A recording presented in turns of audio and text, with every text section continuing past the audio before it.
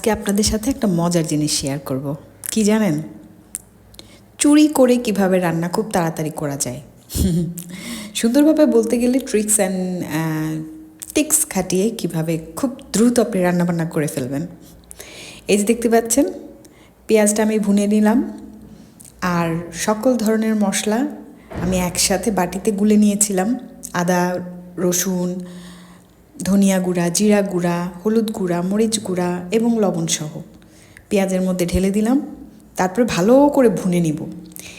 এই যে আমি তরকারির যেই গ্রেভিটা করে নিয়েছি, এটা আমি বেশি করে নিয়েছি। আজকে আমি যতগুলো তরকারি রান্না করব, যেই আইটেমগুলো করব, তাতে এটা দিয়ে হয়ে যাবে।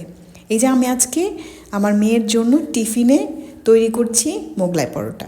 ঠিক মোগলাই পরোটাতেও কিন্তু আমি এটা দিয়ে, মাঝখানে একটা ডিম দিয়ে সুন্দর করে, আজকে খুব দ্রুত আমাকে কাজ করতে হবে, তাই আসলে এই ট্রিক্সটা তো ভাবলাম আপনাদের সাথে শেয়ার করে নিই, আপনাদেরও কাজে আসবে। ঠিক ওই ভুনা যে মশলাটা দিয়েছি সেটা দিয়ে এখানে একটা ডিম ফেটে আমি মোগলাই তৈরি করে নিব। বারবার পেঁয়াজ ভুনা, বারবার মশলা দেওয়ার কোনো ঝামেলা নেই। এখন আমি চলে যাচ্ছি আরেকটা রান্নাতে। তেলের মধ্যে দেখেন আমি ঠিক সেম মশলাটাই দিয়ে একটু আবার ভুনে নিব। ভুনতে ভুনতে যে তরকারিটা আমি রান্না করব, ব্যাস সেটাই চটপট করে ফেলবো। এখানে আমি মাছ ভুনা করব, পাবদা মাছ, ছোট ছোট পাবদা মাছ। সেই পাবদা মাছগুলো আমি দিয়ে দিব। আবার পেঁয়াজ ভুনো, আবার মশলা ভুনো, সেরকম কোনো ঝামেলা নেই। একবারে সব কিছু বেশি করে আমি করে ফেলেছি, মশলাটা ভুনে নিয়েছি। এখন জাস্ট চটপট করে নিব। এই যে পাবদা মাছ কিন্তু আমার রান্না করা শেষ। ধনিয়া পাতা বেশি করে দিয়ে দিয়েছি। আর আজকের রান্নাটায় আমি বেশি করে ঝাল দিয়েছি, কাঁচা ঝাল, খুব ভালো লাগবে। চাইলে ট্রাই করতে পারেন। চলে এলাম আরেকটা রান্নায়। এটা আমি রান্না করব পুঁই শাক দিয়ে, চিংড়ি মাছ দিয়ে। দেখতেই পেরেছেন আমি মশলাটা তেলের মধ্যে একটু ভুনে নিয়েছি, সেই আগের মশলাটা। বারবার পেঁয়াজ ভুনার কোনো সমস্যা নেই।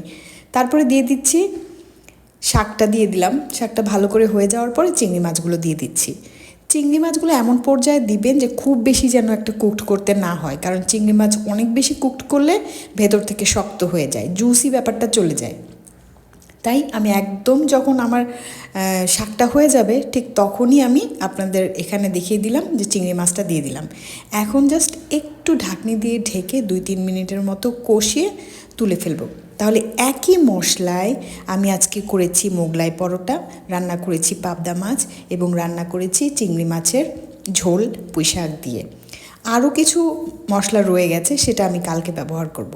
এভাবে যদি একসাথে অনেকগুলো মশলা কষিয়ে আপনি একটা বক্সের মধ্যে রেখে দেন, তাহলে কিন্তু কাজে রান্নায় খুব সহজেই আমরা করে ফেলতে পারি। খোদা হাফেজ।